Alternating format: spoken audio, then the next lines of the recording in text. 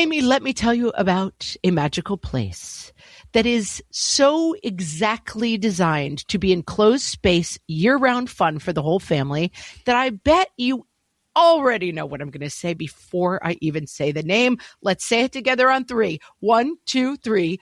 Great Wolf Lodge. You got it, Amy. My kids loved Great Wolf Lodge when we went. You probably already know that it has a huge indoor water park with a wave pool, lazy river, a bunch of massive water slides. But then your pack can hit the other attractions because, wait, there's more. Great Wolf Lodge has adventure-packed attractions like Magi Quest, a live-action game kids can play throughout the lodge, plus the Northern Lights Arcade. Spent some quality time there, so your kid who loves the lazy river and your kid who loves fantasy games will both have a great time. Great Wolf Lodge also offers great dining options and complimentary daily events like nightly dance parties, all under one roof. Unpack the car once and you're settled in to have fun. And with 22 lodges across the country, you're always a short drive away from adventure. We've both had such great times at Great Wolf Lodge, so bring your pack together at a lodge near you. Learn more at greatwolf.com and strengthen the pack. Hit the brake. What fresh hell? Laughing in the face of motherhood. Stop hovering, Mom. Stop doing everything, Mom. With Margaret Abels and Amy Wilson. You get a 0. A podcast that solves today's parenting dilemmas so you don't have to. Kids today, they're just lazy and stare at their phones and don't do laundry.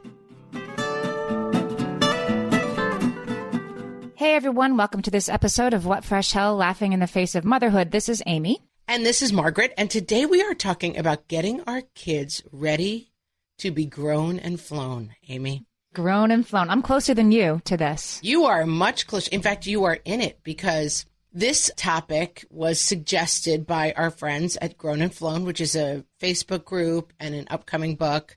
It's Lisa Heffernan and Mary Dell Harrington, and they have a book coming out called Grown and Flown, How to Support Your Teens, Stay Close as a Family, and Raise Independent Adults. And a lot of us don't have teens yet. Amy does. But they define Grown and Flown, Amy, as from the time your kid gets his learner's permit to the time they get their first apartment. Oh, I'm in it. I'm soaking in it, Margaret. You're soaking in it. This is not just for parents of kids in high school. We want this topic, as usual, to be sort of ages and stages. So we're going to talk today about how you sort of start early and often. For sure, because, I mean, my point with Grown and Flown is like this process, as you well know, your process of having an independent grown and flown child, you're really just in the beginning of it. You're just at the very start of the bell curve, right? Yes. But realistically, this obviously starts at childbirth. Like they hand you a completely dependent human being, and then there is a complete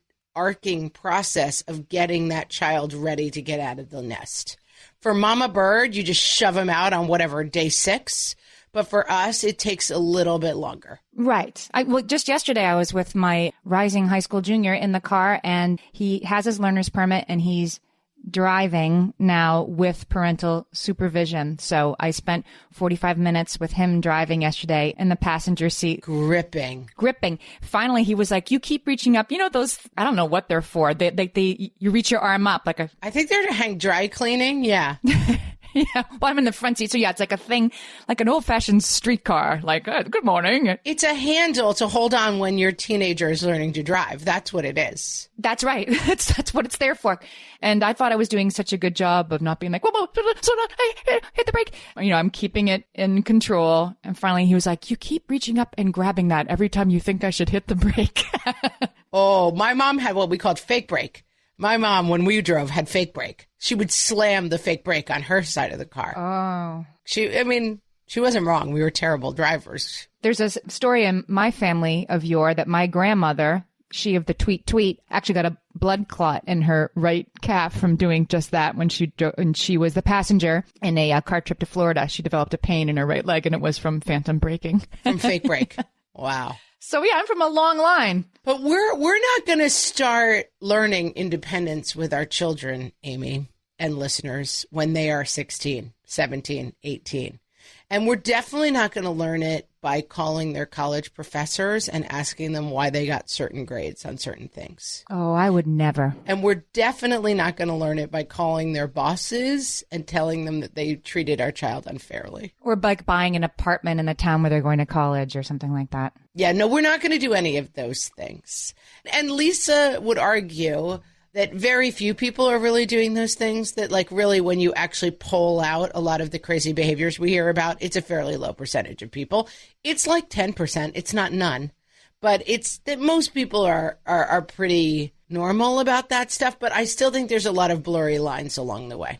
So we want to talk about getting your kids to be independent adults. That's the goal. And I want to take the blame off moms a little bit, right? Because they're always like, stop hovering, mom, stop doing everything, mom. But the point is, I think that kids of any age, there's nothing in it for them to seek to lose their dependence on us. I mean, there is when they want to stay out late or whatever, but there's no reason for them. Like just the other morning, my 11-year-old was like, Mom, I want peanut butter toast. And I said, okay, you can make it. And she was like, I don't know how to do it. And I said, yes, you do. And she was like, but I don't know where everything is. I'm like, because we're in a vacation house. I'm like, the peanut butter is over there. The toast is over there. The toast. But what happened? Like, you can do it, as I'm folding, pool towels. It's just easier for her to have me do it. So of course she's going to bristle against, I know how to make peanut butter toast, because it's better for her if I do it. And the pernicious flip side, if I may, Amy, is that often it's easier for you to do it too. Absolutely. It's easier for you to do it than listen to her complain for 15 minutes that she doesn't know how to do it. Right. And so I think it is a bit of a quagmire to stay out of. I've used the words pernicious and quagmire so far on this podcast, Amy. I just want that noted. Do we need like a new sound effect? Yeah, a dictionary. 10-cent word. That's our new 10-cent word. Ding, ding, 10-cent word.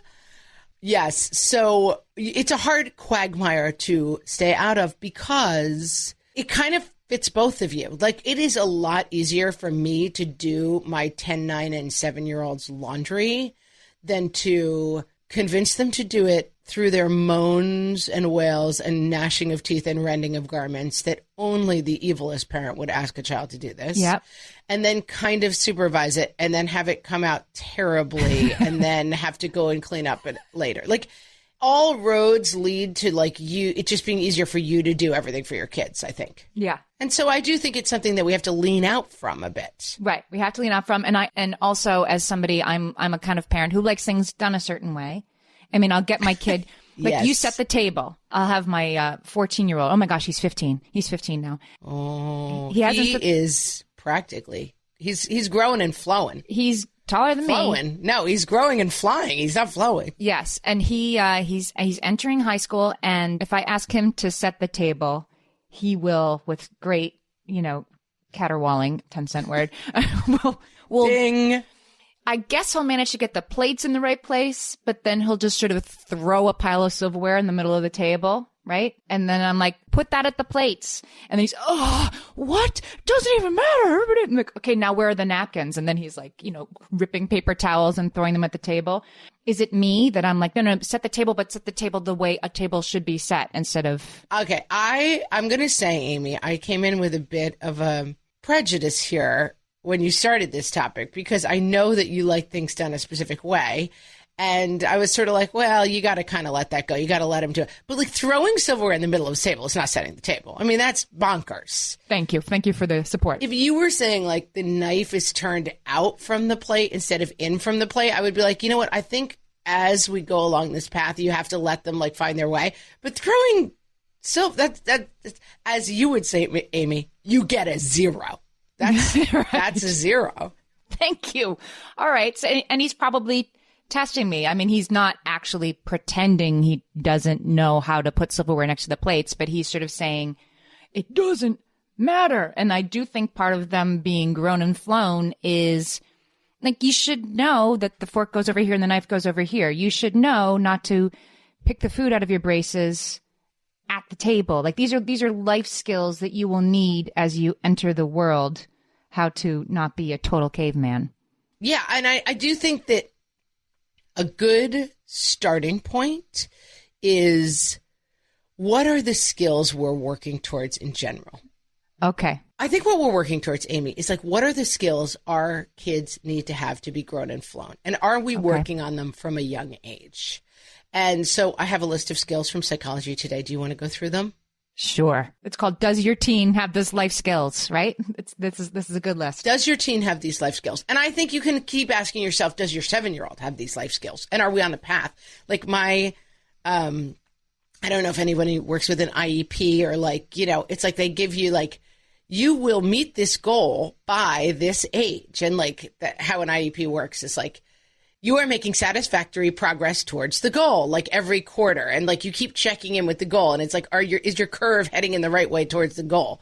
And I think this is what we need to be heading on our curve towards from a young age. Okay. Emotional and psychological skills, Amy. Okay. Identifying emotion, self-soothing, exhibiting self-control, maintaining control of behavior, tolerating uncomfortable feelings, and delaying gratification. Yeah. This is all very Stuart Schenker's self-reg that we talk about all the time, like teaching our kids to self-regulate. And like, hi, by the way, still working on a lot of these myself. Sure. But I think this is the kind of thing that like we're all working on all the time. We're working on it with our 2-year-old, right? It is okay to feel upset, but it is not okay to punch mommy in the face. Like we start working on this very, very early.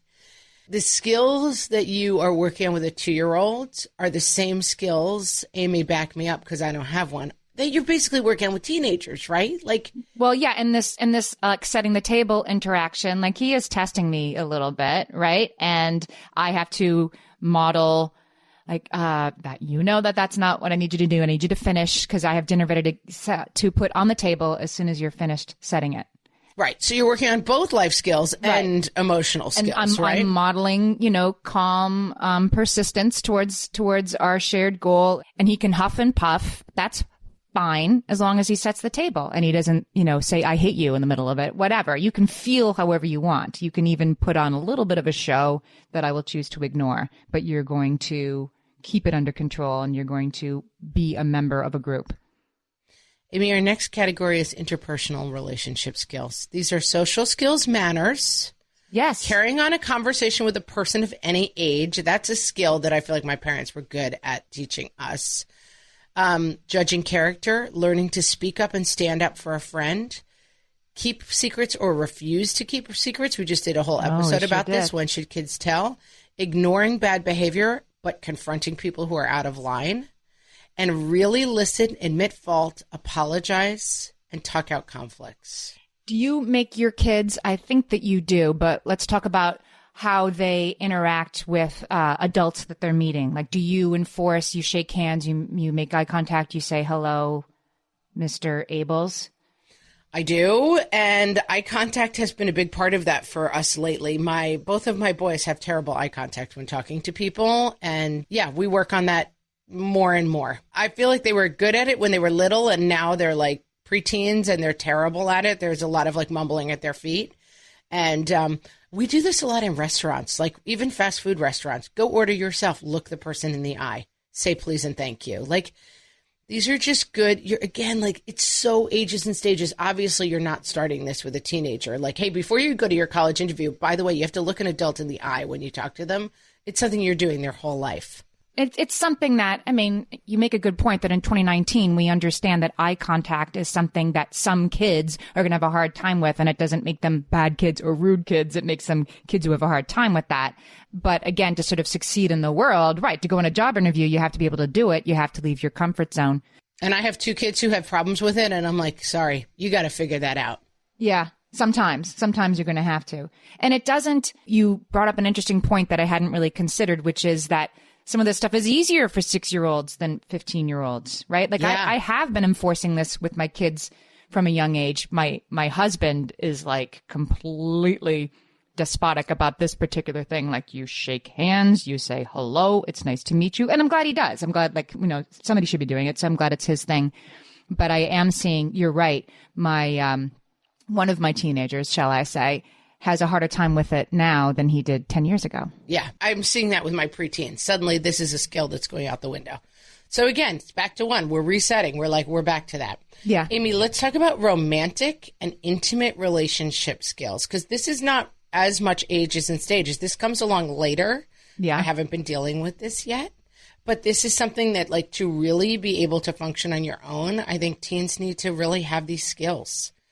Distinguish between love and infatuation, learn to ask someone to dance, navigate romantic feelings, break up with a boyfriend or girlfriend, cope with rejection, say no, and control the urge to advance physical relationships too quickly.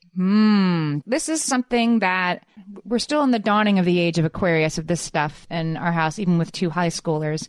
And it's so different these days because so much of the courtship interaction and everything else takes place online. Yeah. But I also feel like we have talked about this. This is still ages and stages. This is that person has told you they don't want to be tickled and you're still tickling them. Yes, you're right. That is unacceptable. That person does not have a gun and you're shooting them with Nerf bullets in the face. That is not okay. When someone tells you no, you respect that. And by the way, person on the other side of it, don't say no if you don't mean it, because this is a thing that is going on between 2 people. So, like, if you start screaming stop, the game is going to end because stop means stop. So, like, you are starting to navigate this stuff with, like, we did an episode on friend breakups. Like, a lot of this stuff comes up before it's about sex. Just this last year, one of my kids went to a dance, had asked a girl, again, like the whole like meeting the girl, asking the girl, deciding they were going to go to the dance happened online. I don't think they'd ever actually, they met once before they were going to the dance together. This had been decided, by people's sisters and whatever. So anyway, it was time for the dance and we had to talk our kid through, you have to go buy some flowers. He went and bought the flowers. You're going to hand them to her. You're going to tell her how pretty she looks. Make sure you say that right away. You're going to shake hands with the, parent if they're there. And this was a moment where I saw my kid really look to me.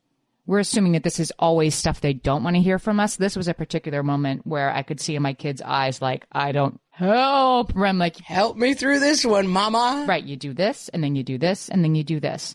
And we weren't there, which was, I'm sure, to his great relief. We didn't get to see it all happen, but he really wanted me to coach him through, this is what's expected of me. And, it all worked out. So sometimes they want to hear from us. Imagine that. Yeah, it's nice to know. It's nice to know. All right, Amy, we're going to take a break and we will be back with Lisa Heffernan from Grown and Flown. For some of us, tax season is one of the only times that we look at our finances fully. And once it's over, well, that was terrible, and it is completely understandable not to want to think about it for another whole year. But using Monarch and being intentional with your finances in an ongoing way helps you see where your money is going and how you can put your refund to best use. We are here to tell you, simplify your finances with Monarch. Monarch is the all-in-one personal finance tool designed to make your life easier.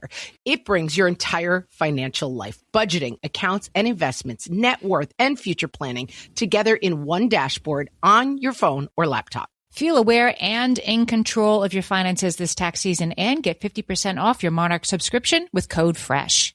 As you know, my husband and I are preparing to send, 3 kids off to college, and I cannot tell you how helpful Monarch has been in showing us our full financial picture, helping us to track our spending and reach important savings milestones. Our weekly meeting, Amy, it's now run by Monarch. Love it. Achieve your financial goals for good with Monarch, the all-in-one tool that makes money management simple. Use code FRESH at monarch.com for half off your first year. That's 50% off at monarch.com, code FRESH. Big Deal brands are up to 25% off right now at Designer Shoe Warehouse. You're not going to want to miss this. These brands almost never go on sale. At DSW, we'll give you something to brag about. Like up to 25% off select styles from Adidas, Crocs, Nike, Reebok, and more brands you love. Find shoes that get you at prices that get your budget. Save today at your DSW store or DSW.com. DSW, let us surprise you. Today I am talking to Lisa Heffernan, who along with Mary Dale Harrington is the author of the book Grown and Flown, How to Support Your Teen, Stay Close as a Family, and Raise Independent Adults. Welcome, Lisa. Thank you. Thanks so much for having me. Independent adults, that's where we're heading, right? That's the big goal for all of us.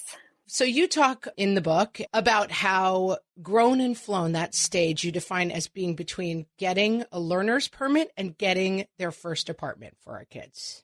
Exactly. For most families, this is a very long transition. We call it grown and flown, but it doesn't mean your kid is gone by any means. And as many of your readers will know, they go, they come, they go, they come. So the leaving process is really long. But we call the grown and flown period the period from when your oldest first starts to learn to drive till your youngest has their own apartment. It's a very long period. If you have multiple children, this can be a decade or more, where your family is transitioning from all of you living at home in the same place together to the kids all living independent lives. And for many families, this is a big change, and it's a change we perhaps haven't prepared for.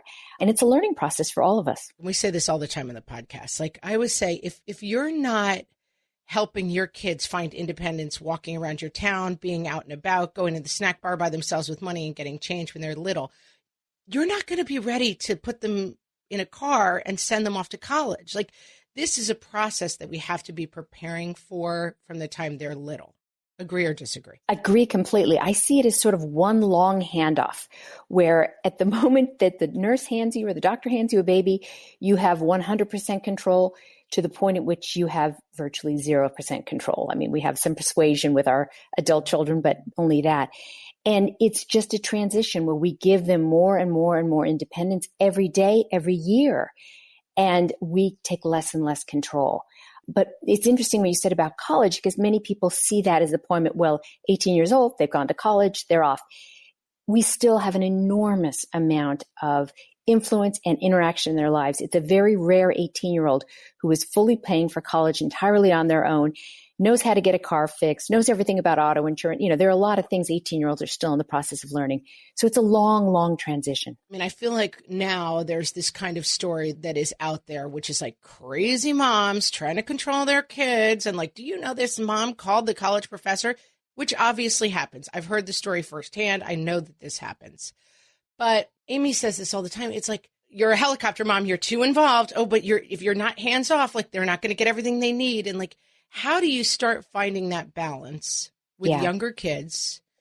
And how do you set them up for success in that way of, okay, you don't want to control their every move. That's crazy. You're a helicopter mom. Bad job. But at the same time, we're kind of told that their destiny is kind of in our hands. And if we kind of blow it, they're going to end up lost and confused, and it's somehow going to be all our fault. Well, first of all, it can't possibly all be our fault. No? I'm not having that.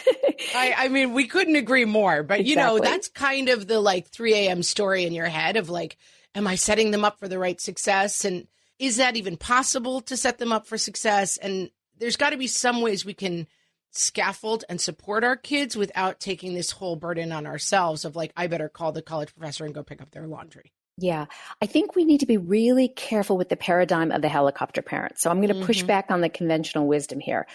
There are helicopter parents. There is behavior that crosses a line which disables your kids rather than enabling them. But most parents are not helicopter parents, and being involved in your kid's life does not make you a helicopter parent. And doing things, nice things for your kids, making your kids lunch, you know, getting them a coffee when they're rushing off to school in, 10th or 11th grade, that does not make you a helicopter parent. That makes you a loving, supportive parent. So let's just talk about this a little bit. The New York Times did a survey last year, which came out in March, about all these horrific behaviors that parents engaged in, from calling, exactly what you said, calling the college, helping them get a job by overstepping a line, calling a boss. One of the things they asked is, have you ever called your kid's boss? This is a classic one, right? Well, many of these behaviors that we hear about so much, between 5 and 10% of parents engaged in. And the story said, oh my God, can you believe this? I kind of took that the other way around. So most of us have a pretty good idea of when we're doing something that disables our kid. Lisa D'Amour, who's I imagine you all have read, who's an expert on teens and girls, particularly in adolescence, talks about the fact that kids should be stressed. In other words, they should be doing things that are just a little bit beyond their abilities, but not stressed to the point in which they're disabled. So we should always be giving them something to do that's just a little bit harder, like you said, the snack bar, or maybe it's, we live in suburban New York. Maybe it's when they're 16, taking a train into New York, when you know they're with a group of friends and you know they're coming back and you know it's a daytime thing. Each sort of step of independence along the way should stress them a tiny bit, just be a little bit beyond of what they've done before. But what I hear is parents being concerned about doing things for their kids that are just the loving things that families do for each other. Because you make your 14-year-old's lunch for school, that doesn't mean your 14-year-old can't make their lunch. That doesn't mean they're not independent. It means you're a mom and you're trying to make life a little bit easier for your kid. I think that's a really interesting perspective, and it's something that's been really lost in the helicopter parent debate, and that it can really feel to moms like every path is kind of the wrong path. And that's right. It's great to remind people that you have a pretty good internal compass. We all know that feeling of like, I kind of have gone off on the wrong road here. You talk in the book about like a list of questions, kind of thinking about whether or not your teen is ready to go off to college. And like, that really struck me as like good guideposts for people who are trying to get there again. Like, okay, so you've got maybe my kids at home, a fifth grader, a third grader, first grader. Like, what are the skills that you're trying to build or you're trying to help reinforce in that push-pull of like, how much am I controlling and how much am I kind of letting them find their own way? So we asked a bunch of experts, what makes a kid ready to go to college? Because this is something, as you say, in middle school and high school, parents want to be thinking about. This isn't something to consider, at the end of 12th grade. Right. This is our rallying cry, guys. Exactly. You don't start thinking about this when you've got a 16-year-old. You've got to start thinking about it earlier. And some of the things I think are really, really interesting for kids at a younger age. So one of them was, when your kid faces disappointment, what do they do? Do they engage in destructive behaviors? In the case of high school kids, are they likely to drink? Are they likely to lash out at somebody? Are they likely to start an argument? Do they behave destructively when something has disappointed them? Or do they go for a run? Do they turn on the music? Do they play a video game? Do they have ways to, what we would have called with babies, almost self-soothe? In other words, are their behaviors constructive? Because they are going to have disappointments. They're going to have setbacks. They're going to get terrible grades. They're going to have a friend dump them. They're going to have a romantic interest dump them. Bad things, disappointing things will happen in college. Do they know how to cope with them? So that was one of the things that I thought was really, really interesting to think about. And that is definitely something you start working out with your middle schooler or even your elementary schools. Do you have a constructive form of behavior? One of my kids, like straight to the video game. And I always felt like, video games. And then I thought, you know what? Video games are fine. If that's what you need to distract yourself and move on, that is not a destructive form of behavior. That is a constructive form of behavior. For many kids, it's music or television or just chatting with a friend. And what is the mom's role in that, though? I mean, you're observing what their behaviors are. Does the mom have a role in helping them reshape? Yes. So moms have a role in teaching kids what causes them to feel safe and what causes them to feel rejuvenated. So when your kid is stressed, let's talk about school. So school can be very stressful for kids at any age. When your kid comes home from school and they've had a really stressful day, a lot of work, they haven't done well in something, they're feeling for some reason overwhelmed. Do they lash out at their younger sibling? Do they take a smack at their younger sibling? Do they start a fight with their younger sibling? Do they pick an argument with you? Sometimes they do, yes. Of course they do. Or do they just turn on their favorite TV show, watch it for an hour, chill, relax? Do they turn on their favorite music? Do they kick a ball? You can have a role in saying, I can see you had a really tough day. I can see that this project is really overwhelming you. I can see that this teacher is really annoying you. Why don't you X? Because when I see you kick a ball, when I see you listen to music, when I see you watch that silly TV show you love, I see you relax. I see you put it behind you. I see you regather yourself and be able to move on. Sometimes I feel that they can't see the thing that rejuvenates them this way, but you can because we're an outsider and also we're an adult. So you can always suggest those forms of behavior. We can try, instead of coming home and starting a fight with their younger sibling, we can say, you're not really angry at him or her. She didn't do anything. You're angry at your day. So let's find a way to get over that day and to move on. So we can be very helpful at a very young age with that. My mom was a therapist, but in talking to me at some point, she said, like, it's very hard when you're in a car without a speedometer to tell how fast you're going. And so it's easier for me to sit on the side of the road and say you're going too fast because I'm still and you're in motion. And I I think of that metaphor all the time with my kids. Like the other thing that does, it sets up a language for you with your 6, 7, 8-year-old that I can see really well playing out when the calls from college or jobs or other places come in, that like you have a dialogue that you're returning to. Exactly. Another thing that experts told us that's super important when kids first get to college, and one of the big problems they see, is self-care. So parents are inclined, as their kids are getting ready to go to college, to teach them how to do the laundry or to teach them how to cook, or frankly, to teach them a lot of skills that I think you can learn on YouTube. I sent 3 kids off to college actually not knowing how to do laundry. I just I missed that memo, and they called me when they were in front of the washing machine and asked me questions, and it all worked out. My roommate in college was like, you don't put all the colors in at the same time. Exactly. So my rule of thumb is anything they can learn on YouTube, you could teach them if you want to teach them, but they've got YouTube. This is a different world. They're not going to college in the world we went to college. What they do need to learn is what they can't learn on YouTube, which is how to feed themselves well. So again, if your kid comes home from school and their reflex is always to grab the junkiest piece of food in the house, that's a habit they're going to want to break. If they don't understand how much sleep their body needs, some kids listen to their body, and when they're tired, they go to sleep. Other kids seem to resist it, and they resist it when they're 2, and they resist it when they're 13. That's what creates problems in college. That's the kid who gets sick in college. That's the kid who gets stressed in college. That's the kid that winds up with mono in college because they haven't slept enough.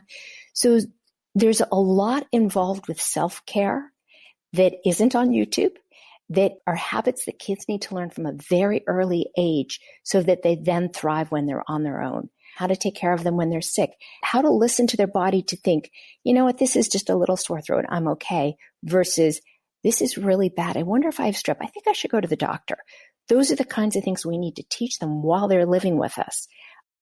That's really interesting. I would have never thought about it, but it's a great point. Like you kind of focus on like the lists of like, do you know how to make a bed? Do you know how not to like get lost in the city? But like really underlining the stuff of like, do you know how to take care of yourself? Really interesting point. Yeah. And that starts very, very early. That's with a 10-year-old, talking about the way they eat, how they eat, when they eat, that sort of thing.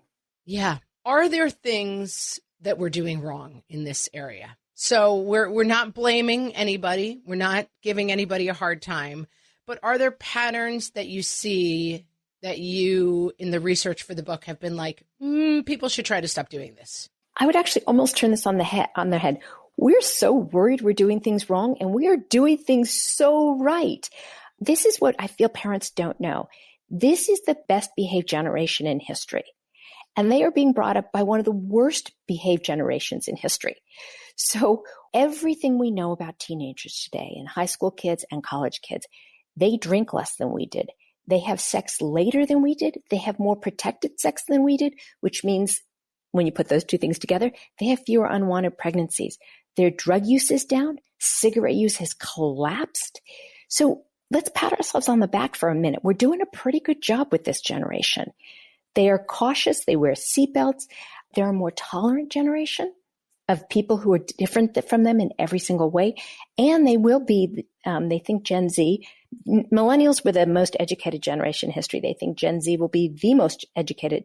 So they have not dropped out of high school in greater numbers, and they have gone on to post-high school education in greater numbers. So for a moment, I think we deserve a round of applause. Hooray. Good job, us. Because we've actually we worry more that we've done a bad job, but we've done a really, really good job. So before we start with what we've done wrong, let's just put that on the table with what we've done right. I think that's right. I mean, we talk a lot about this in terms of safety and like all the things that people worry about now. It's like, we're doing fine. We're good. We're doing great. Exactly. The kids are all right. And the proof is in the eating. The proof is in the pudding.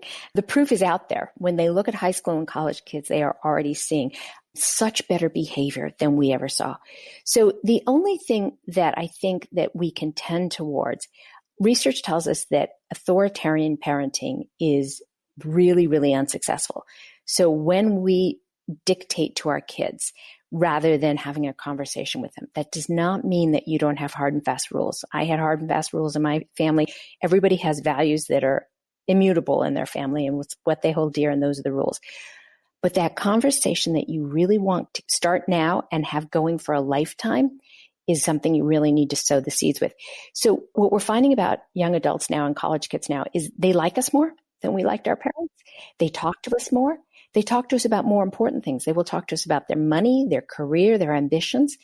We see a huge change between the generations. And what we really see is an enormous change with boys. Boys are more likely to talk to their parents about personal and deeply held important things than they did in any other generation. That starts young. That constant talking, conversing, that all starts young. So if there's anything we're doing wrong, it would be, dictating things to our kids rather than having a conversation with them. Mostly, I think parents get this right.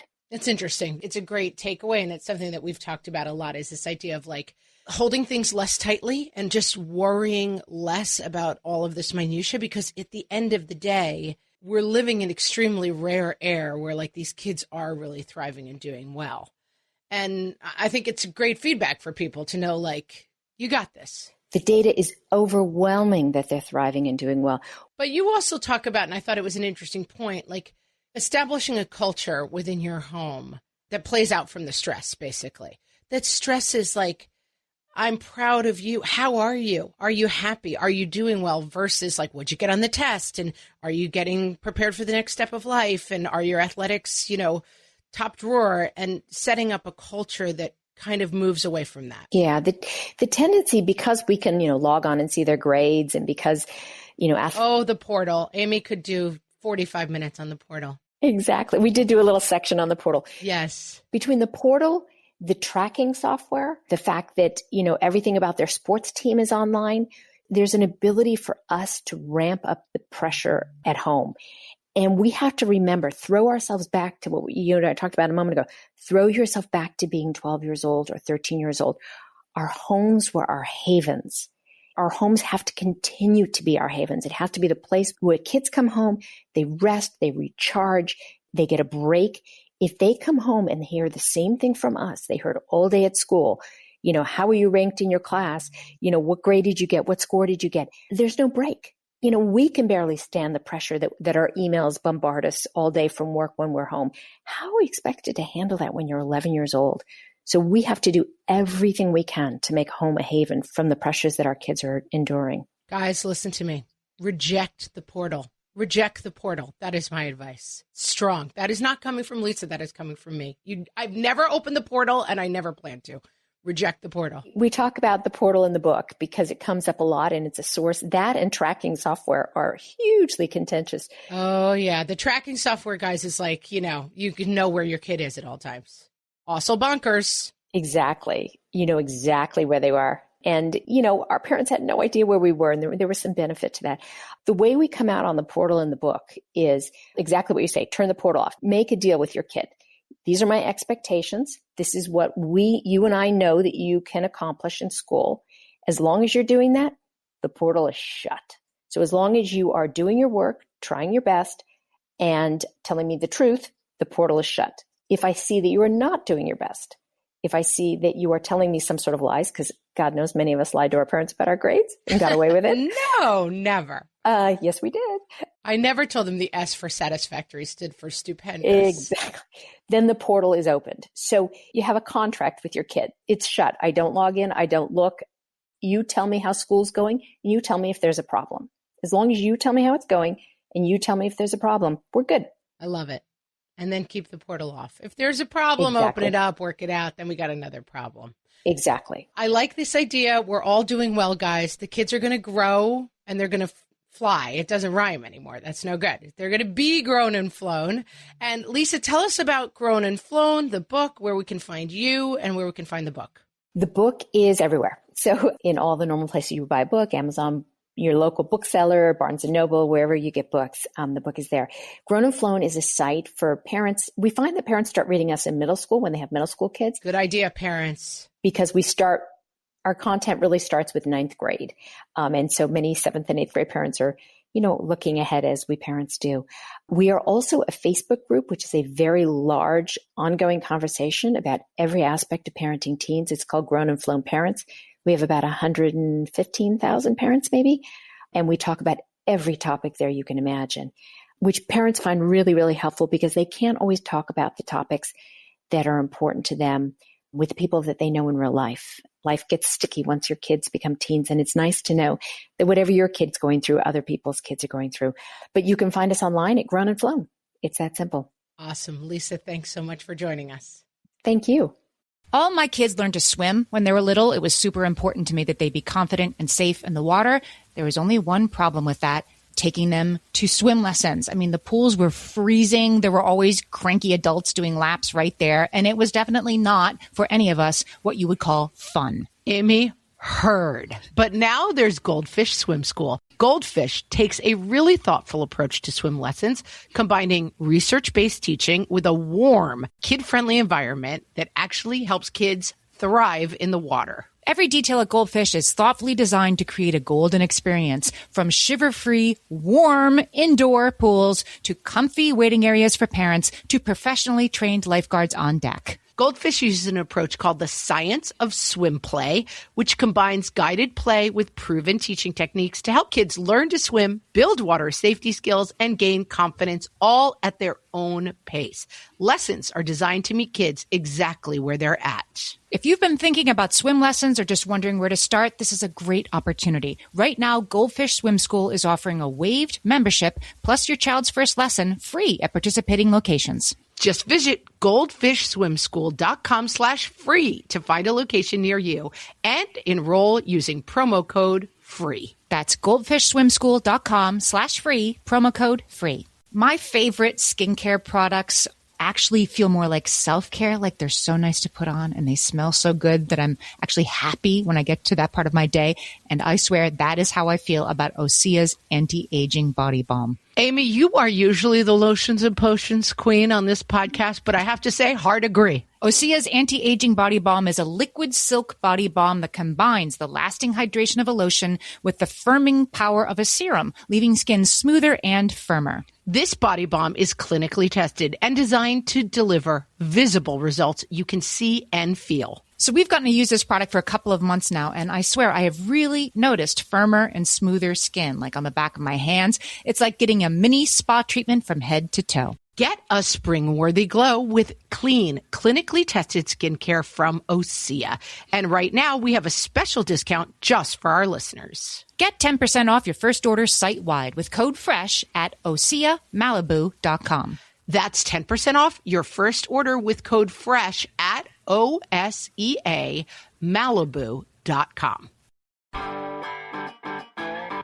If you like food TV, you'll just love Food TV Junior, offering a range of programming that covers the topics kids care about most. Tune in tonight when our programming kicks off with Why Are These Foods Touching? The peas are touching my bread. I'm not eating that. Why are these foods touching? If you make me eat this, I will cry. At 7:30, we bring you our beloved classic, That Looks Weird. Is that something green? That looks weird. Why did you make this? Are you trying to torture me? Immediately followed by back-to-back episodes of all sorts of chicken nuggets. Yay, chicken nuggets. And don't forget to tune in Saturday for an all-day marathon of That's Not How Liam's Mom Makes It. She doesn't make that weird brown part on top. That looks really gross. Not gonna eat that. Food TV Junior, where kids come to eat. That smells like vomit. Can I just have a sandwich instead? Okay, we're back. I thought that interview was really interesting. You know what I think is interesting is like Lisa just really has that perspective about this kind of real pushing back on the idea that, like, I always feel like the topic of Grown and Flown is like, stop hovering, moms, you're crazy, stop calling. Exactly. And she really has a perspective of like, your kids need a lot of support at this age, and that is perfectly fine and reasonable. So, you know, this idea that they go to college and we're supposed to stop hovering, I mean, I agree with that, but it's also different than certainly for our parents and even for a lot of us that you grew up and you went to college in town. Going away to college was rare. And if you went away to college, you came home on the weekends because it was maybe an hour away. And that then you move back in with your parents because you can't afford a house. Like this sort of like medium adulthood stage is kind of new. Right. And that it's a recent phenomenon that at 18, you're expected to like fly out of the nest and be completely on your own and do fine. I do think that there is some cleaving now that needs to be underscored about like, hey, we invest a lot in our kids, a lot more than probably my grandparents' generation did, in terms of like, you are this extension of myself and I am looking to self-actualize you in the world and cultivate your life and make sure it all turns out fine. And so I think that the process of being like, you are now on your own and I am not as involved as before is hard. So it is good to underscore that for people. But I think the idea of like being the still person for your child who is in crazy motion is like, that's the touchstone for me.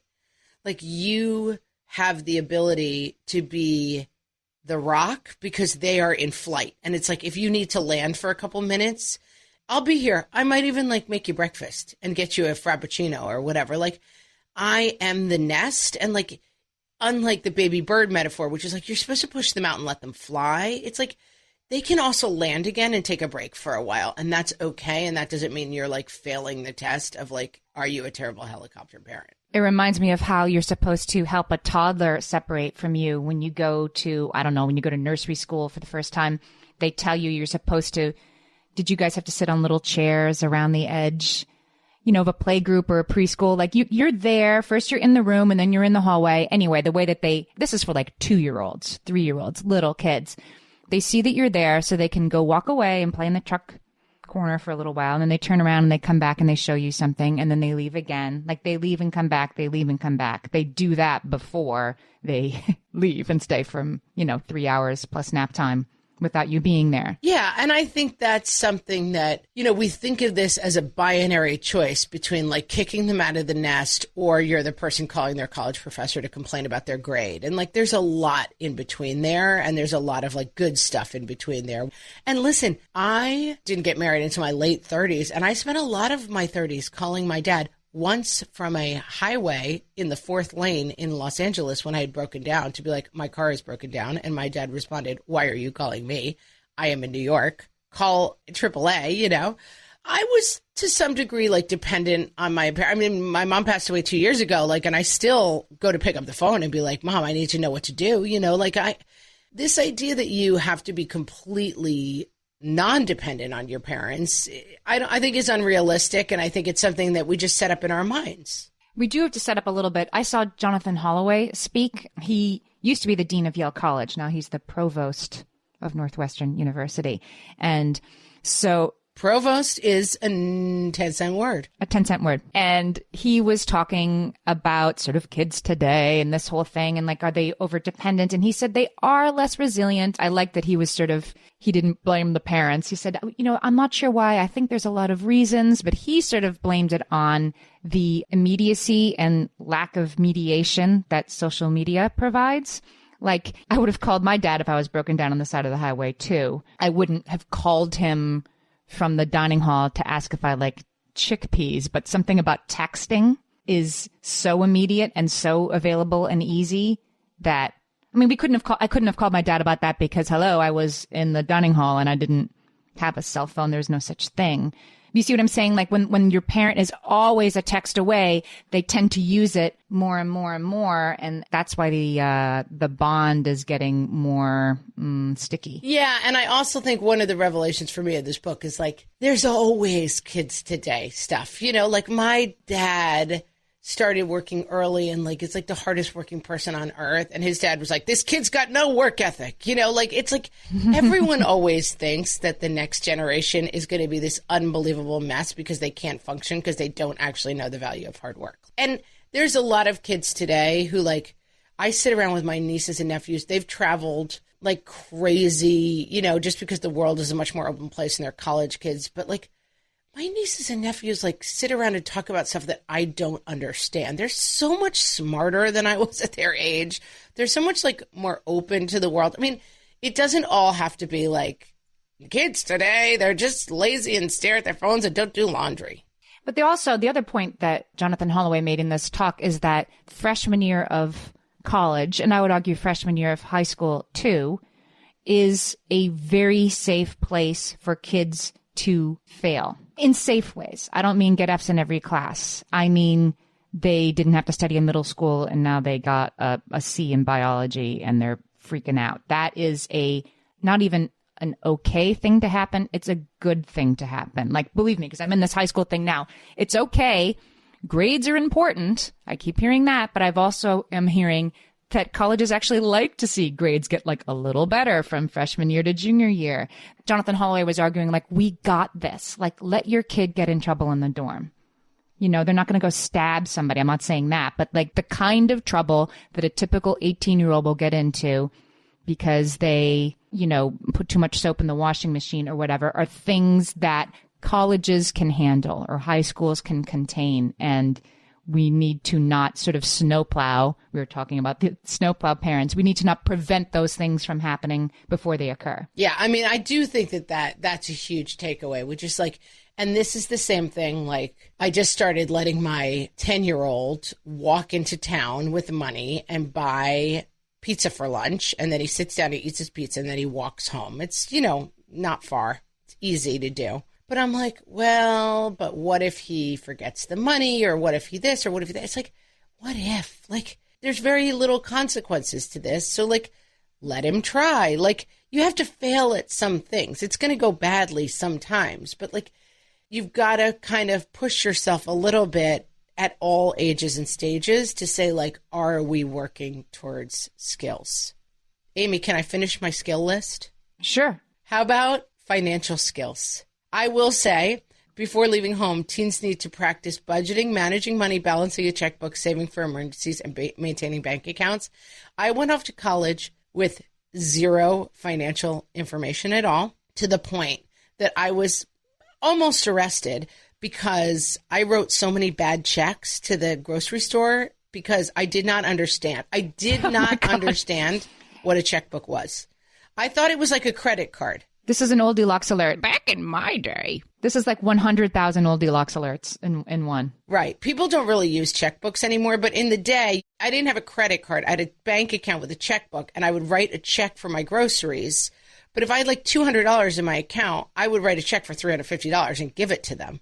I did not realize that. I thought it was just like, then your balance is negative 150 until you have the money to get it back in. That's a crime, actually. It's called writing a hot check. You're not allowed to write a check for more money than you have. I had no idea this was true. For the record, my dad works in law enforcement, and when he heard this story, his head exploded. Like, he sat me down. He was like, do you know what I do for a living? Like, you have to stop writing bad checks. And I was like, well, I didn't think it was a bad check. I just thought it was like, I owe you the rest when I have it. This might be something that our kids are safe for. Like, you can't Venmo somebody money you don't have, right? But there's credit cards. This one made me think, like, by the way, it's fine if they don't have some of these skills. I never did a load of laundry until I left for college. I was also the third kid in 3 years. And I think by the time I came around, my mom was a little bit like, I don't have time to teach you to do laundry. And I remember my college roommate getting really, really mad at me because I washed clothes all together, blacks and whites all together. And one of her shirts was in there, and she was like yelling at me, like, how could you wash my clothes like this? And I was like, I don't understand laundry. And I did just figure it out on the fly. Well, yeah, that was a safe place for you to fail, except for your roommate's shirt. But even there, okay, like, life lesson. I need to... Don't wash roomie's shirt. Right. Either not wash her stuff or do stuff more carefully. Can I give you a Rachel Martin quote? She wrote a really good article for Your Teen Mag called The Perfect Present, Fostering Teen Independence. And she tells a story about every year for your kid's birthday, giving them a, you know, metaphorical or actual box that contains some new freedom they're going to get to have. And I'm not necessarily advocating for that. I think it's an interesting idea. But she says you need to release your children to those things at which you know they can succeed. Like your 10-year-old son, he's like, what, am I walking to town by myself with money in my pocket and buying pizza and walking home? Like, he feels like he's on a crazy tightrope, and you're like, okay, hotshot. I've done this with my kids. Like, my 12-year-old was having some friends over and they wanted snacks. And his first friend who came, I'm like, okay, here's money. Walk down to the market, it's just 2 blocks away in New York City. And they were like, what? You have $30. You can buy up to $30 worth of snacks. Go ahead, go together. It was like I was sending them to Cabo for the week. They were so excited. And yet I knew that there was really there was really no real danger to them and they were excited about it. So it's the perfect opportunity when you can let out the rope a little bit and have them feel like it's this crazy risk they're taking when you know actually they're going to be fine. Finding those moments are so helpful. Yeah. And I think that, I mean, that's obviously the crux to all of it. And I think that one thing that I am just starting to struggle with my 7, 9, and 10-year-old, and this is like the edge of like telling them scary stories about the real world, basically, as they start doing this. Like, do they understand? Like, sometimes people steal your money. Sometimes, people, it's like my kids are pretty sheltered. And like, I feel like a big flip side of this is like, and this is something I struggle with when I went to college. I'd grown up in like the kind of, idyllic suburbs and went to school in New York City. And I was like kind of not ready for some of the deep end stuff about like the dangers out there. And that's something else I think about as I start like entering into this phase of like pre-grown and flown. Like you have to kind of know about some of the bad too, kind of the wolves in the jungle a little bit.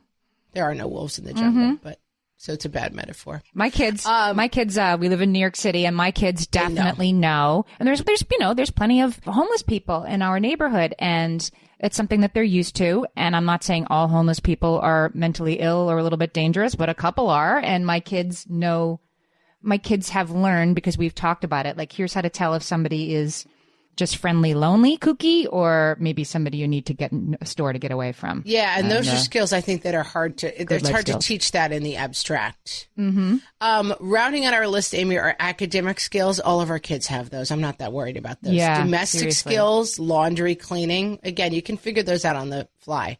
Self-care skills. I think we were talking about it a little bit on the Facebook page, like taking a shower, taking baths, figuring that out.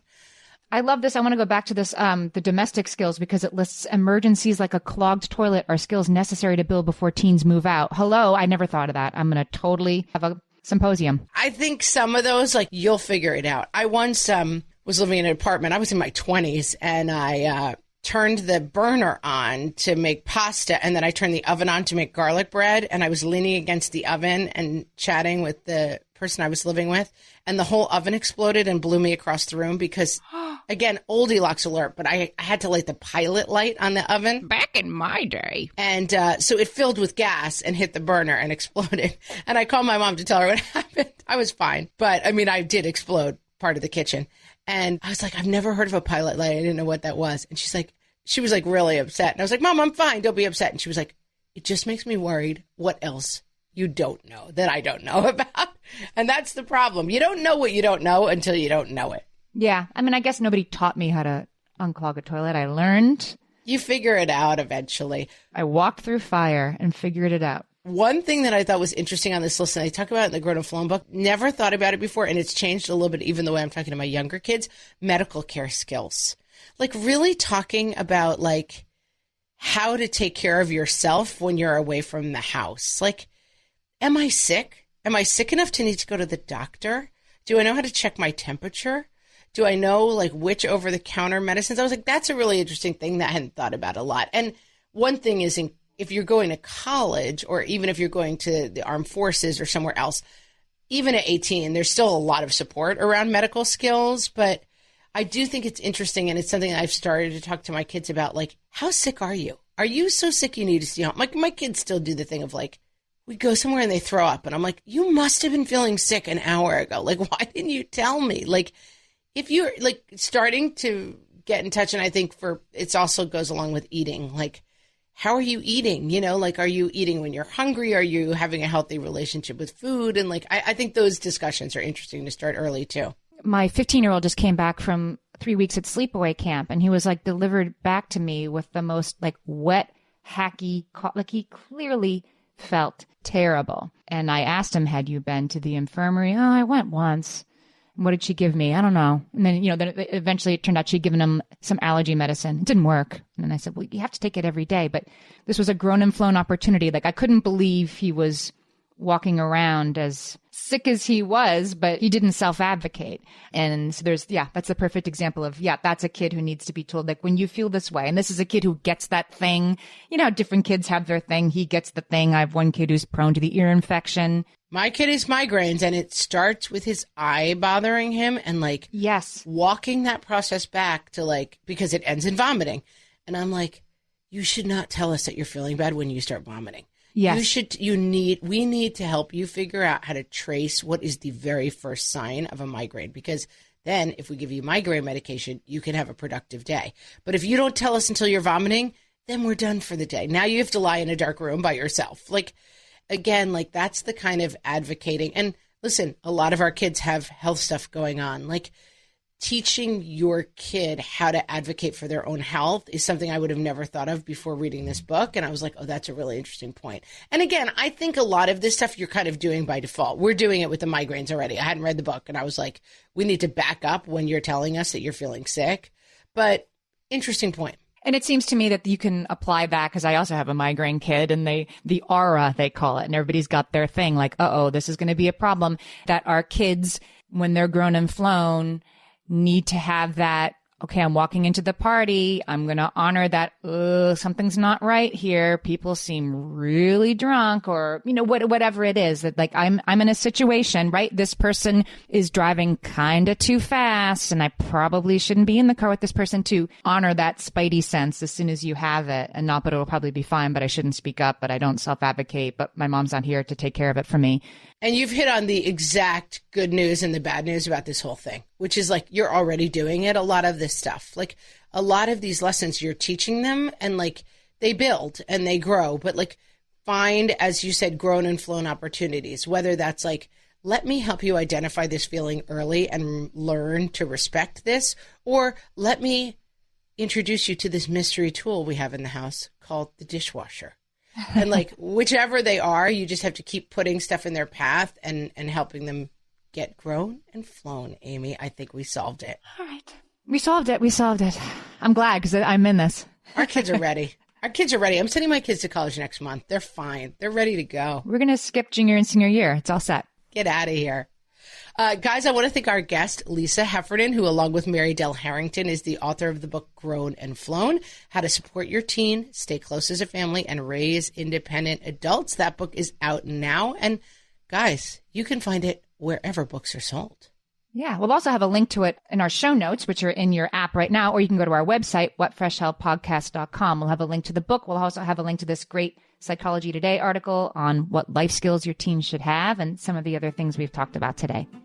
And you can always come to our Facebook page, facebook.com/whatfreshhellcast, or join our Facebook group. We would love to have you join the discussions that all of the podcast fans are having there about Grown and Flown and other topics. And we're on Instagram at whatfreshhellcast, and we're on Twitter at WFH Podcast.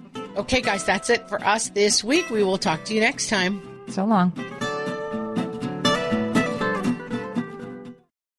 This is a Monday.com ad. The same Monday.com helping people worldwide getting work done faster and better. The same Monday.com designed for every team and every industry. The same Monday.com with built-in AI, scaling your work from day one. The same Monday.com that your team will actually love using. The same Monday.com with an easy and intuitive setup. Go to Monday.com and try it for free. Yes, the same Monday.com.